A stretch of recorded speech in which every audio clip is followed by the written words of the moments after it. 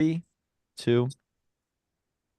Welcome to another episode of Million Dollar Stories, where we get to interview authors from all over the world. I love talking to authors because they have the courage to take their thoughts, their stories, their lessons, put it down in a book, and share it with the many, ultimately changing their legacy and destiny in the process. And if you're out there and you're an entrepreneur, I recommend you write a book because it gives you clarity, self awareness, and many opportunities. And if you need help with any of that, check out dreamstarterspublishing.com. And let's say you have a book that's already done. You want to use the book as a lead magnet for your business so you can create, whether it's multiple revenue streams or just other opportunities down the line. Check out bookmarketingcrm.com. Now, as you know, on this podcast, we talk a lot about AI and the tools that are out there. This is an incredible time to be an entrepreneur. And that's why our next guests are going to be able to give us some insight on stuff that we may not know. The book they wrote is called Emerging Technologies for Business Professionals, a non-technical guide to the governance and management of disruptive technologies. Both authors are here, Nishani Vincent and Amy Igo. Wherever you go, I go. That will never be forgotten. So it is an honor to have both of you here. Thanks so much. You're very welcome.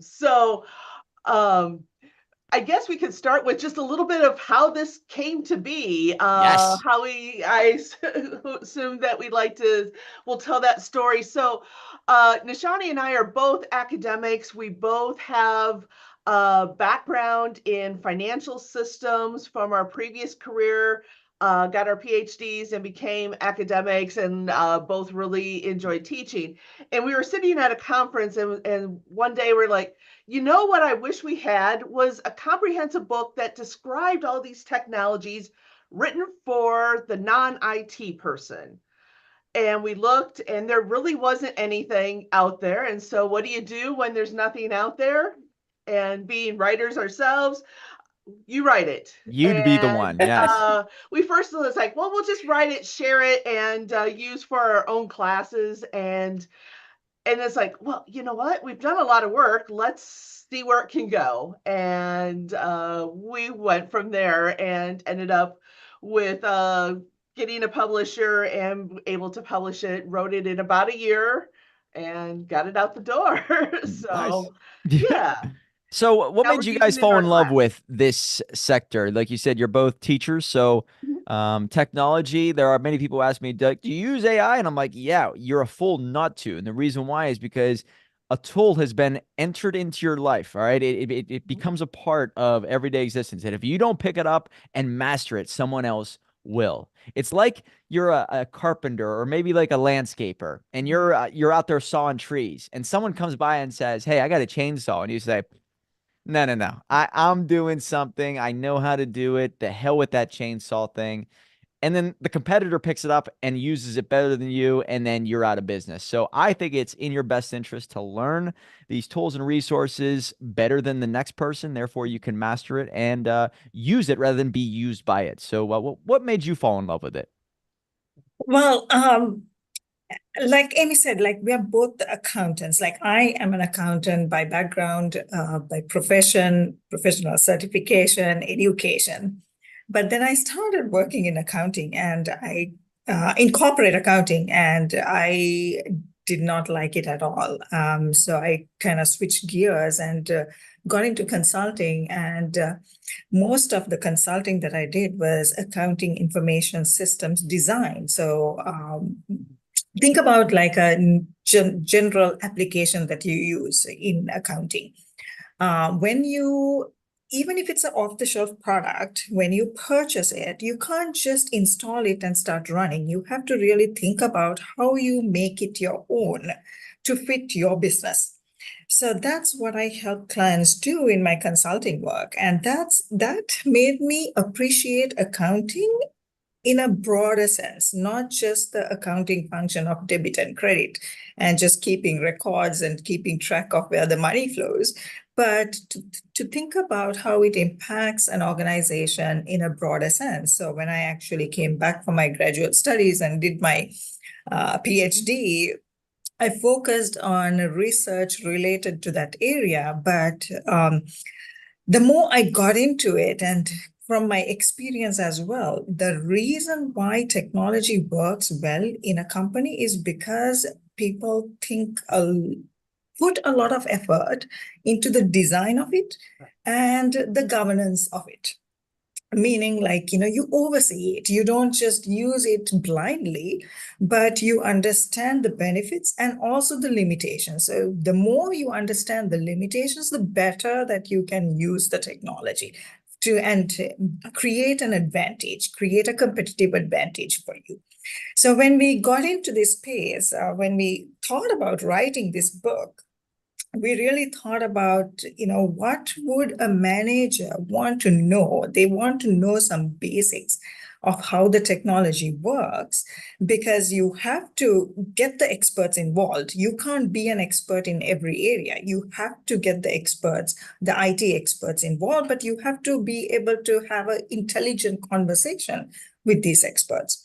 So give them the basics, but then think about the broader application of it and look at how you can create a competitive advantage, but not misuse it. How do you use it to bring the best benefit to all your stakeholders?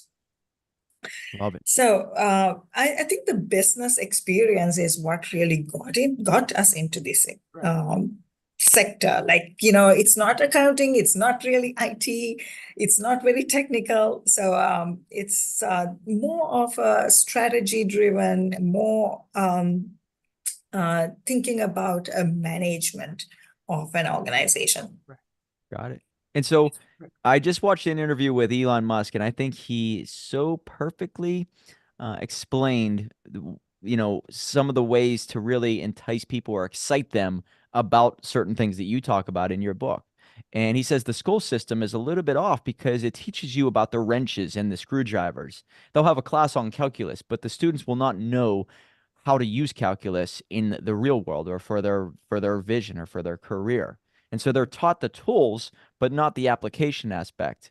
And I believe as entrepreneurs, as someone out there who's writing books and maybe providing solutions, you have this clarity that other people don't have. You have this vision of how you're going to build a business or a service that helps other people.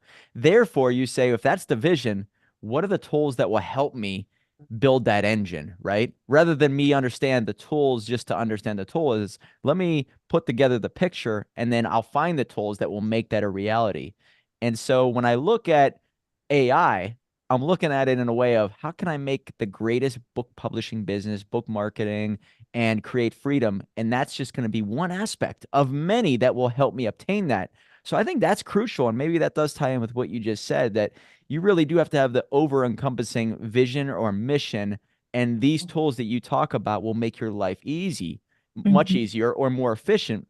And so don't run away from them, lean in on them. But I believe it's secondary to the mission itself. Is that right? Would you agree? I agree completely. I think anytime you're looking at a new technology, you start with what the business problem is. What are you trying to solve? Where are you trying to go? Otherwise, if you start with the new shiny object, meaning the latest technology first, and then you try to but you don't know exactly where you're going, there's always going to be a mismatch.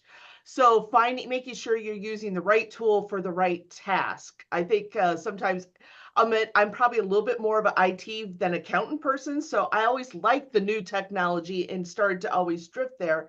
But if businesses don't think about the end result first, they're going to spend a lot of money going down the wrong path.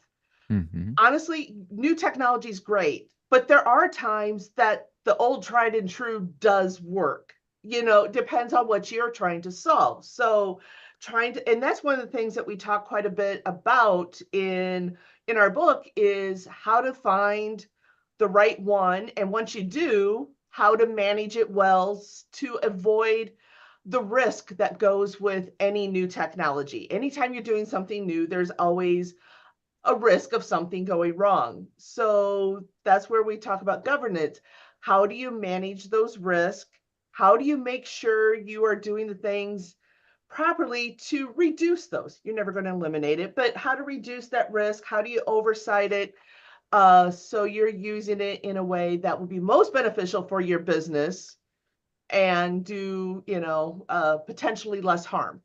Mm-hmm. Chapter 5 is about AI. And I think that this is what I want to dive into more than anything else within this book, because AI, I don't think people understood it 3 years ago. You wrote this book in 2023, but people heard AI and they're like, oh, yeah, that's going to be really crazy when it comes out. But nobody understood it. They've seen the movies like Terminator, Terminator 2, and they had that vision of like, oh, that's what AI is. Well, then Chat GPT comes out, right? And people get a sense of exactly what it is. Now, this is just the very beginning.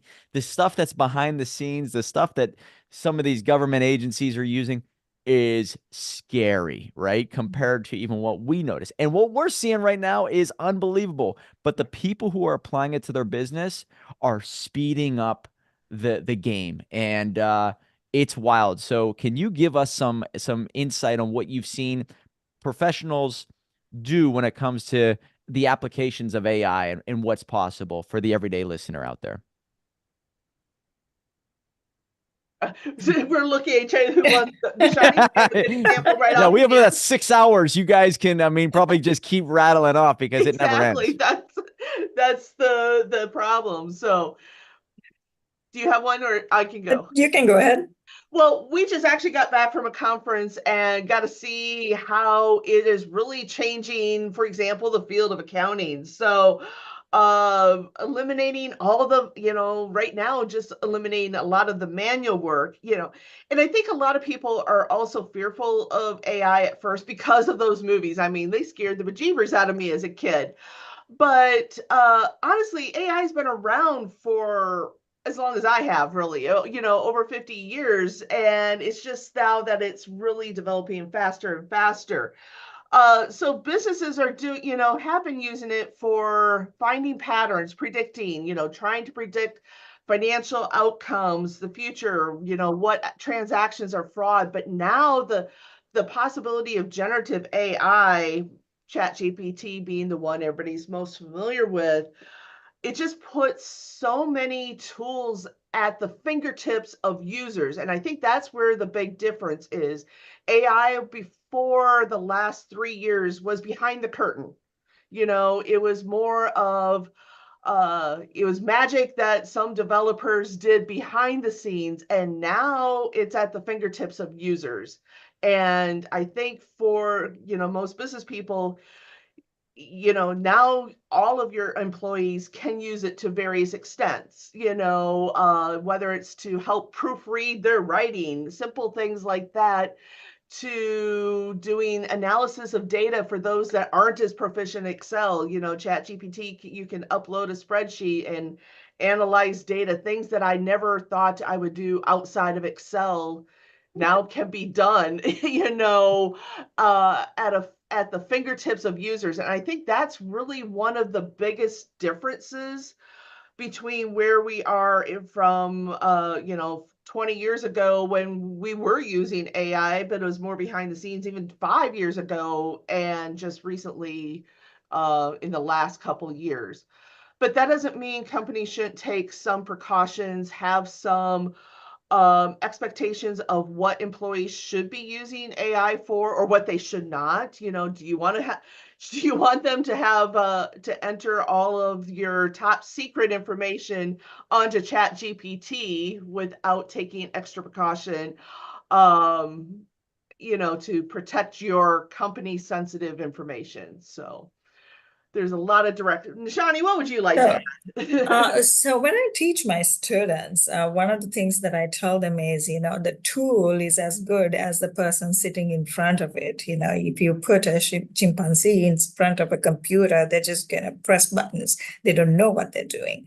When we started using Excel, for example, our productivity increased so much because Excel can do so much with the data that we have. But companies, people made mistakes. People did silly things with Excel that cost a lot of companies quite a lot of money. So this is not, 10 years ago or 20 years ago. It's still happening. Like the silly mistakes that we make in Excel causes companies harm and loss. The same way with the generative AI too, it is a tool. It's going to be as good as the person sitting in front of it. What you what you think about is how you ask questions, how you approach a problem. Mhm. That's what it's going to do, right? It's basically giving you an answer to the question that you are asking. So if the question is bad, then the answer that you're going to get is going to be terrible as well. So it's about asking the right questions from this tool. So so the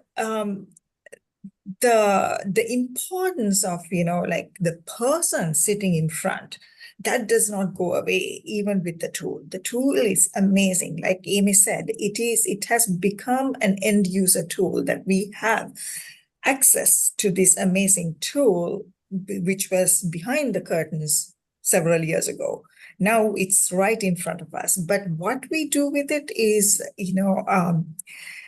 up to every individual, but it's going to enhance the tool will help us enhance whatever we are doing, but it's basically the questions that we ask.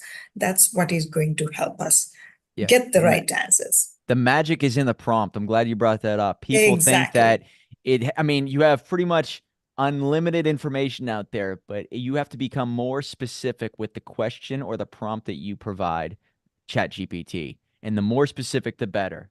And I've always looked at it as like, oh, just, create please create a list of blog title ideas for me to write about over the next 6 months that have to do with book publishing. Well, I could get very, very, very specific, and it's going to provide so much more clarity for me, the end user. So please, and by the way, I don't know if you guys have heard about this or not, but if you are nice to AI, ChatGPT 4.0, and you ask, if you say please in your night, from what I've Yes. read, it gives you 17% more information or 17% more effort, I think is the way they put it. So being nice to AI, they're training us to be nice to the robot, which is hilarious, by the way. Anyways, please create a Manners blog. always pay. Right. So I don't know if that's a good thing or bad thing, but be nice to the robots, because someday you're going to walk outside of your apartment or your house and there are going to be robot dogs monitoring the place. You want to be nice to AI because you just never know. Anyways, Right. please provide me blog title ideas in the tonality of Mike Fallat, because if I have enough of a digital footprint, it'll pick up on it. Also, make sure that it includes this, this, this, and this. And also, it's going after this, this, and this type of person, right?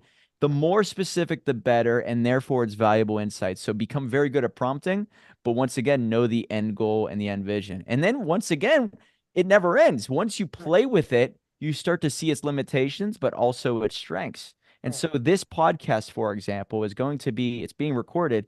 We're going to send it to a program called Otter AI. Give us a summary of 500 words or less that explains what this podcast is about. Goes into another person, that person cuts it up, puts it out in social media, and then it might even run through another AI program that says, okay, this will be an email blast. Make it 3 sentences that advertises this podcast to all of our viewers or all of our subscribers.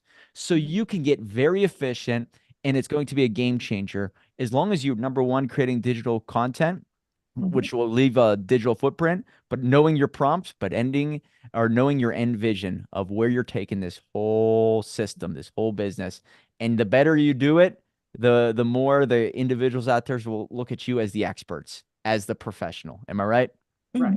I do like to think add one more step to that. I do think, for especially anything highly critical, you still need that human at the end of the process to review it, because and that's what I'm trying to teach my students. You still need to know things to understand, to make sure it's right. For example, I recently planned a vacation trip and actually used ChatGPT, put in some very specific prompts to plan a 2-week trip, but that doesn't mean I'm going to go start driving without looking at a map. Right. Yeah. Because the first time I did it, because of when I was trying, it was trying to send me from here to here to here and 8 hours in the car every day. So, you still double check things, especially if it's critical.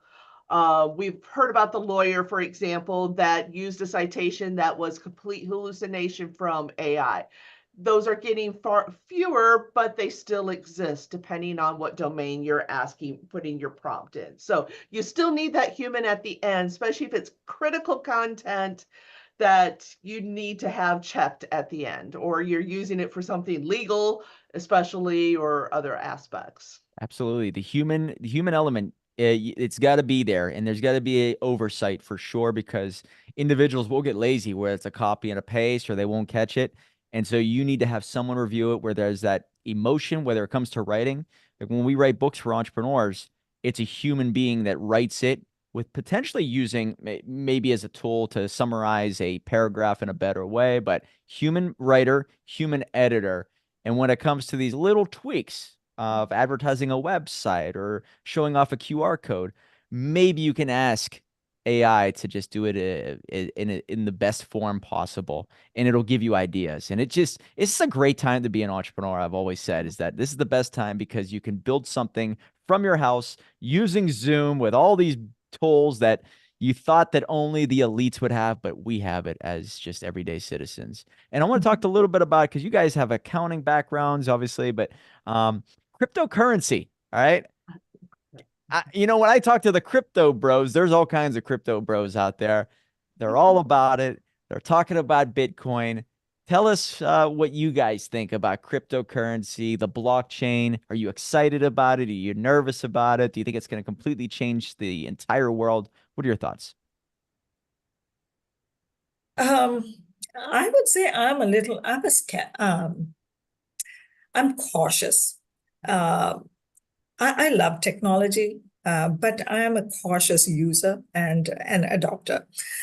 So that's what I bring in even in the book, and that's what I teach my students as well, to be a cautious user, because every technology has its advantages and disadvantages.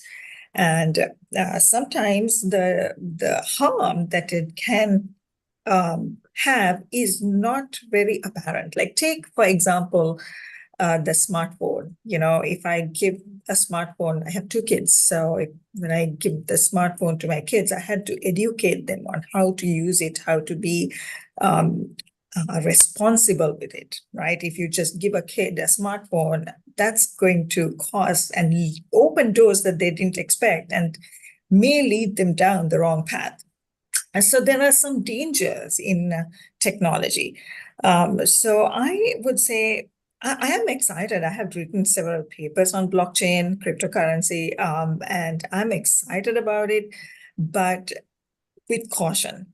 So proceed with caution. That's my general approach to technology. Right. How are you using crypto then? Do you still invest a little bit into it? Do you kind of just keep your eye on it to see what's happening, how people are responding, how the markets are looking at it? What are you doing specifically? So I have invested a little in crypto, but I am not monitoring the market, because what I did was I invested and I'm going to look at it in 5 years. I am not going to buy and sell uh, to make a quick profit. I invested and I'm waiting to see where it goes. Speculative. How about you, Amy? I'll admit I have not invested in crypto. It for right now doesn't match the risk portfolio that we are trying to have as my husband and I are nearing closer to retirement, I guess. But I'm more interested in blockchain in its other business uses. So Oh it's, yeah. everybody kind of associates the two together, and blockchain is just the technology under most crypto um ledgers and things like that, but it can have many other business uses. So that is kind of a little bit more where my interest lies. I did find it interesting in about 2017, the Wall Street Journal had an article, and the headline was "Blockchain Cures Technology," and this is when blockchain, fixes poverty. Sorry, that was the headline, and I'm like, that's a bit of a bold statement. And Yeah. because this was when it was fairly new, and and there were still some glitches, but obviously there are some uses where it was going is it can help keep track of property records and prove ownership, especially in some third world countries where there's not a formal method of transferring ownership of assets, land, etc. But it was a bit extreme, and it kind of showed where the hype is, and all the technologies go through it. So they go through an extreme hype, and then and 6 months later it says, oh, blockchain's not going to solve all, was the article that was in the Wall Street Journal just 6 to 9 months later. And now it's starting to be more normalized use. And that is a typical trend for all technologies that they go through. And so there's a lot of great applications in business for blockchain, supply chain, to be able to track exactly where your eggs or other produce came from and back to that individual package. There's a lot of ways to keep track of financial transactions. So those are kind of more the interest of blockchain on my aspect, more than the cryptocurrency. I think there's some unique aspects of cryptocurrency, but I think the potential of general blockchain as a technology has a lot more to offer. And I I mean, think more broad. I think a lot of people are nervous about crypto and blockchain because of, I mean, Mhm. there's all kinds of rumors about, I guess, the Federal Reserve or the government creating its own crypto coin. Now, that to me is one step closer to saying, well, if you don't vote a certain way, if you don't play by the rules that we want, we can just wipe it away without any effort, right? It's just gone. So, in my opinion, that's the scary aspect. Mhm. Do you guys have a lot of concern with where this is headed, and maybe some of the pitfalls that we could fall into if we kind of fall in line with what China's done with social credit score and everything? So anything that's scary that people should be aware of, you think? Well, Okay. I'm gonna say with this caution again, like yes, it is scary. The more ubiquitous that we become, like all these applications, working together, and there is no boundary. Like we cannot determine where the boundary is, and it's not just one big player when it comes to the connection. It's all these small devices connected. So who will take responsibility when something goes wrong? That is the question that worries me. So you can always pass the blame to somebody else and never really be accountable to what you are doing. So that's the danger that I see, all these components coming together to create a monstrous system, and there is no real oversight of the monstrous system. Mhm. That's what scares me. Right. Hmm. No, I agree, and I mean, there's really very little privacy now, but I think as what Nishani's talking about can develop with all this data, whether it's blockchain, AI data, being so centralized, data is going to be the power. And that's why I think the more people understand about it, the better, and what some of the issues, and making sure you have the oversight. So I get asked by my students, do I trust AI, for example? And it's like, AI, yes. Sometimes the people who own all the data and manage all of the very powerful AI systems, that's where you're putting a lot of faith in a lot of it. Right now there's really a big four companies that own a large portion of the data that AI is built off of. um Ownership is questionable there. There's some legal issues there, but I will just have accumulated, let's go with that, a little bit better. um that's it. There's got to be that oversight, and that's where I think, I just saw last week, was it, they've implemented in Seoul, Korea. They've had a committee. They had all the big players there. They're looking at AI safety groups, and this is starting to be a little bit more of an afterthought than you would hope it had been. OpenAI just announced yesterday developer of ChatGPT announced yesterday they started a safety committee, and I'm like, isn't that a year and a half to 2 years too late. Yeah, the genie's out. I mean, And so it's really become more of an afterthought, and that's what I think is the most scary for me in all of this. That doesn't really, and it's what as I said, whether it's blockchain or AI, all of that is very related to each other. But I would love to get your vision. So you study this stuff, you see how people are using it. Just provide me your vision of the next 5 to 10 years, if you have anything. Because when I see chapter 13, for example, is about augmented reality. I'd love to hear your insight because I as soon as I read that, I'm like, oh my God, that makes me think of a movie called Weird Science. Have you ever seen a movie called Weird Science? No, I'm gonna look it up the now. one Okay. from the 80s. Yes, yes. Yeah. Oh gosh, it's been a long time. Right. So So there are two young nerds who build their dream woman through oh the yes, computer. that's right. And that dream woman is not real, but it is everything that that young man wants, right, in a Right. woman. So I am starting to see things behind the curtains. We work with many people in this world. I can get a direct replica of me if I go to a certain machine that one of my friends has access to that will completely uh, copy me with a 3D basically scanner, Right. and then it takes care of my voice, so it's going to be dead on, and it'll be me, and it knows my personality based off of what I feed the machine. And so I could actually get on a computer, maybe whether it's now or in a year or 2 years, and have a conversation with myself just like this, face to face. Okay. So, in my opinion, what I see the future to look like in regards to dating and relationships, it's going to be like Weird Science. All right. Rather than date a woman, I'm going to just build the woman of my dreams and just have a conversation visually, digitally with my AI headset. And I'm going to get everything I need basically. And if I ever need anything else in addition to that, I'll find it somewhere else digitally. And I think that that is going to be a recipe for total isolation for most people. So that's where I see it going.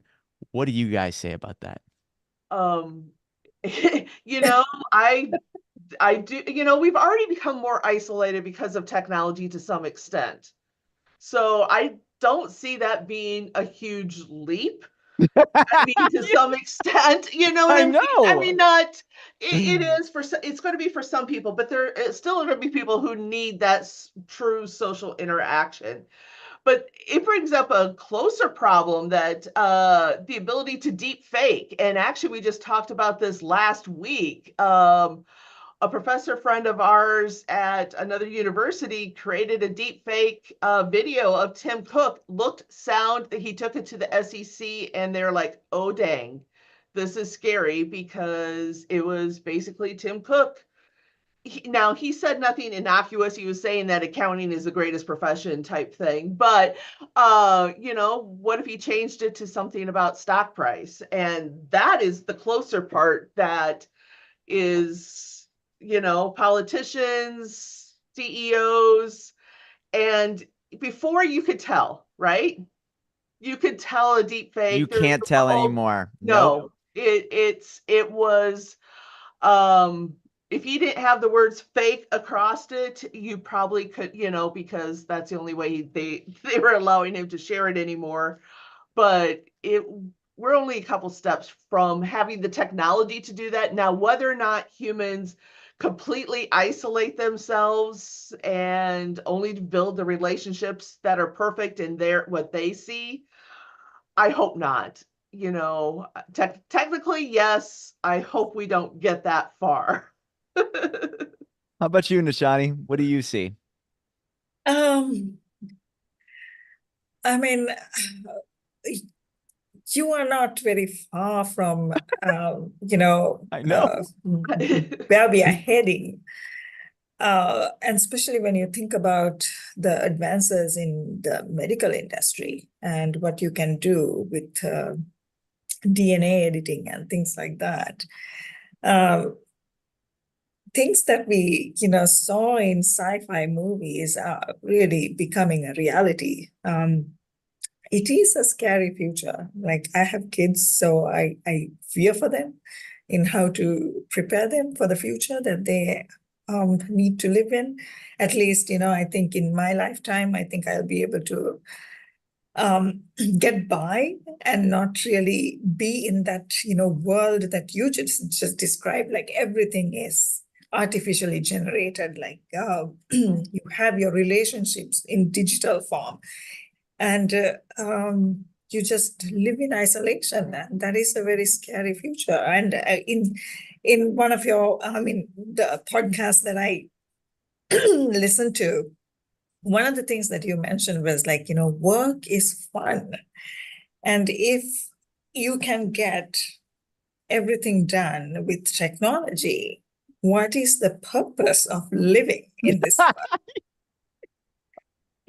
So I enjoy the work that I do. I enjoy teaching. I enjoyed writing this book. It just, it made me feel satisfied, brought joy, gave me a sense of achievement. And when you take all that out, and if your creativity is artificially generated, if that's what you depend on, and you're not really producing anything out of you, you might lose your sense of purpose. And I think that is more dangerous. Mm-hmm. Yeah, because you're saying that most people find purpose in their work. And what if their robot, even if they design the robot to do it, it does it for them? Do they lose their sense of identity and sense of mission? And therefore it robs them of the joys of life, right? You're onto something there. Right. Yeah, I mean, we were last week talking about, robots that can cook. I'm sure they will make a perfect recipe, but then the joy of cooking, it might not be the perfect recipe. It might not taste as good as, the robot made it, but there is a sense of satisfaction of just cooking a meal for yourself, for your family, and then sitting down and enjoying that. Right. Yeah, I mean, we do find joy, yes, let's take away the things that I don't like doing, dusting and vacuuming and all that type of stuff. But there are, okay, I don't enjoy cooking that much, so I'd be okay with that one. I'm But buying a robot cooker, just so you know. Yeah. because it's got to do better than me. But but there are other things that, yes, I don't know where I'd be without the relationship of, like with my co-authors writing this book. Obviously, Nishani and I spent a lot of time together while writing this, and that was a big part of, the satisfaction of when it came out, and all that was just, if you're taking all of that away, I mean, we still have to have that input, and I hope we don't get there to that extreme where we are giving up on human interaction. And there's sci-fi movies where they just show everybody just kind of walking around, not because all the work was taken over by robots. I can't even remember the movie, and everybody's just kind of walking around just deadpan. And I think we need to take steps to make sure we're not getting to that, losing that sense of value and things like that give us all purpose. Whatever it is, volunteering, doing work for pay, doing entrepreneurship, I mean, being an entrepreneur and doing work of your own, but there's got to be something that you do. Yeah. Now that we've scared our audience, we'll bring them back to Yeah. the positivities There of are exciting things, right? the best way that I've used an emergent technology in my business in the past year is AI generated audiobooks. So we actually take a clip of our client's voice in 90 seconds to 3 minutes, and we will put it through a program called 11 Labs, and through a little bit of human effort on the back end, we will turn their book into an audiobook read in their voice. And it's done within about 2 weeks, right? Without much effort, without any effort on the part of the author, which is unbelievable. And you may say to yourself, there's no way it's going to sound exactly like me. My dad couldn't even tell it wasn't me. So it's spot on. So that's the best way that I've been able to use an emergent technology. Can you provide one way or two ways that you are either applying emerging technologies, or you've seen others that is incredible? Anybody? Oh, I'm just trying to think. There's so many. Just I'll be one more. honest, I use it daily. AI and stuff. I am not really creative. I mean, let's face it, I am an accountant, right?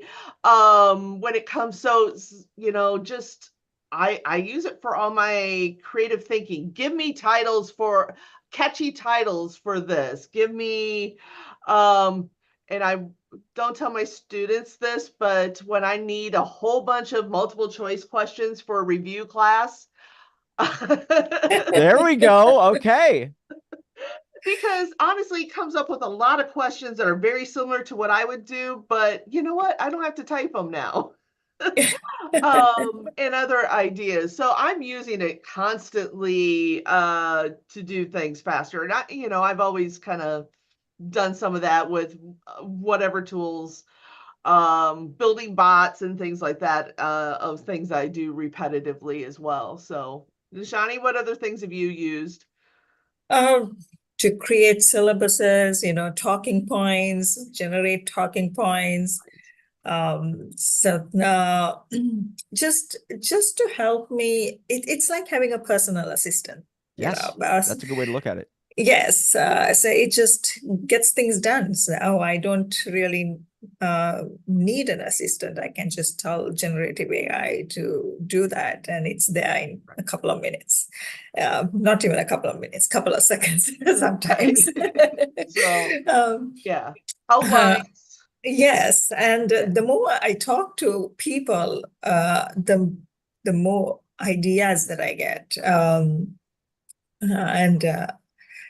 And ways to improve and also different projects, new things to do. It's exciting. Right. Yeah. When I wake up or walk into my apartment, I have the Amazon. I can't say the name, but it's Alexa because it's listening. So it actually turn on and say, "Hey, what are you saying?"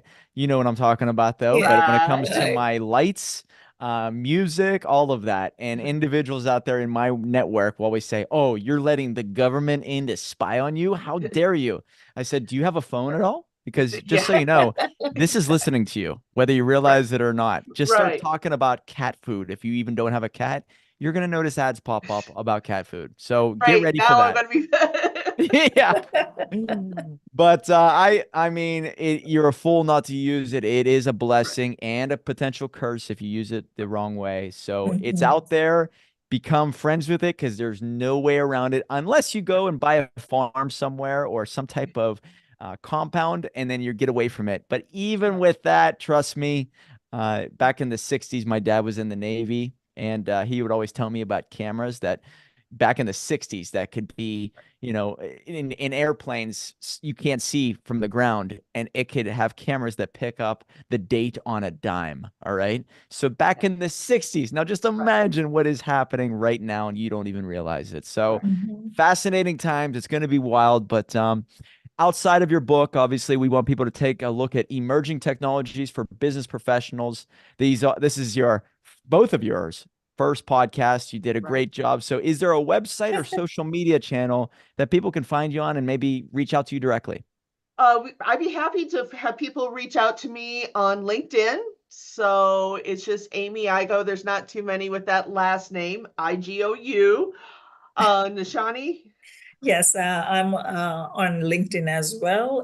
My name is Nishani Vincent, but there will be parentheses in front saying Surani. That's my first name. So Surani Nishani Vincent. That's my LinkedIn name. Nice. Yeah, you have And five just point. to Good. uh, maybe leave everyone with a positive note. We talked about generative AI training us to be courteous when we ask something to say please. So hopefully we will learn to do the same when we respond to social media posts for other people too. Right. Yeah, it's funny is humans who are all about love and respect are actually nicer to their pets and AI than they are their neighbors, right? So it's Right. we're in a wild time, but I'm glad we're alive to see this because, Right. I was born in 1984. I was able to see life before the phone, before the Right. computer, and then I was able to see the transformation. So I was able Mhm. to be the last generation that experienced waking up and getting on a bicycle and going into the woods. And that was where I found, heaven. Right. So I Right. still do. Right. Right. Exactly. But anyway, guys, check out their book, Emerging Technologies for Business Professionals, a non-technical guide to the governance and management of disruptive technologies. 5.0 review stars on Amazon. So it's resonating. Amy Igo and Nishani Vincent. Thank you so All right. much for being here, Thank ladies. I really you. appreciate it. Thank you. Have a great day. Remember, guys, $1 million book will lead to $1 million life. Right on.